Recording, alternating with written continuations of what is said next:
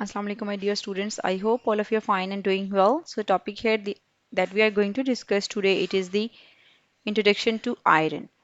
When we just talk about the iron, its symbol is capital Fe, and it is basically a transition metal. The simple transition metals are those metals which are belonging to the D and F block elements in the periodic table, and they have partially filled d orbitals. Its simple means that they have unpaired electrons in their valence shell or in their d subshell. So that's why they are being called as transition metals. Now, the important ores of the iron, which is the magnetite. Before this, you guys must know that the atomic number and the mass number of the iron, its symbol is Fe.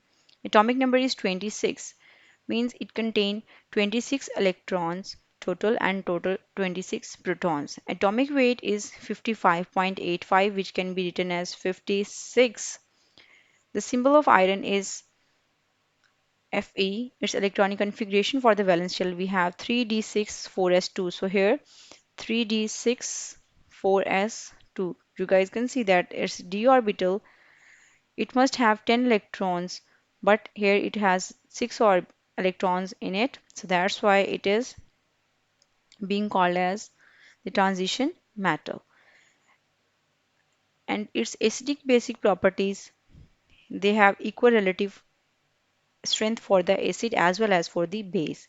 The crystal structure is a body-centered cubic structure, and this color just shows that it is a transition metal, and its solid line just shows that it is solid at the physical state when the temperature is at 20 degrees Celsius. Now here we have the important ores of the iron. The first one is magnetite, in which we have Fe2, Fe3O4. Then we have hematite, which is Fe2O3. Here the four oxygen atoms are present. Here we have three oxygen atoms. And the limonite, in which we have Fe2O3 along with the water of crystallization, three atoms. Then iron has been known since prehistoric days.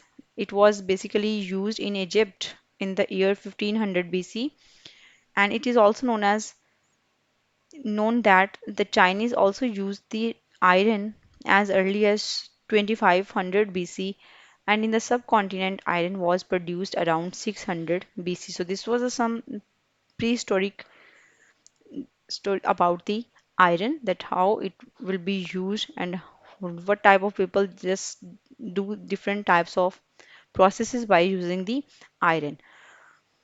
Now iron has some its commercial forms that can be used for the formation of the different types of the products. Like iron is available commercially in the following three forms. So they differ just in the carbon content which is present in them. The number one is the pig iron, or it is called as cast iron, in which the percentage of carbon is 2.5 to 4.5. The second is the wrought iron, in which its percentage of the carbon is 0.12 to 0.25%. And the third one is the steel. It is also a type of iron in which the percentage of carbon is 0.25 to 2.5%. So the first one iron, which is having the highest percentage of carbon, it is pig iron, and cast iron, it is highly quality carbon which is present, and it is used for different purposes, for making of the different utensils and for the making of the windows as well. On the other hand, the third one, steel, it is also a very important form of the iron that is used at commercial level for different purposes.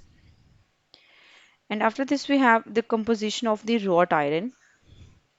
The wrought iron, it is basically the purest form of commercial iron. If you just check out the pure iron from the three forms, in which the first one was cast iron, the second is the wrought iron, and The third one is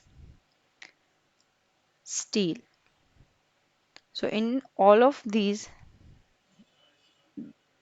the iron which is wrought iron, it is the purest form of the iron, and it contains the lowest percentage of the carbon, that is just up to 0.3% of the impurities like sulfur, phosphorus, silicon, and manganese. If we just take out the percentage of these impurities in it, so the sulfur is just 0.2 to 0.15% present, manganese is up to 0.25, and the phosphorus is 0.4 to 0.4 to 0.2%. So these are the impurities that are very less in quantity, that are present in this purest form of the iron. So this was a simple composition of the wrought iron and steel and the cast iron. Now, if we just discuss that for what purpose we can use the iron. So iron has a lot of uses. It is being used for the making up the windows. It is making up the operators that are analytical operators or the different types of the operators that are being used in the laboratories, as well as it is used to make up the long rods of the iron, as well as it is used in making the houses, spars, to give them strength. On the other hand, if you talk about the properties of the iron, iron is the strongest metal which is being a transition metal.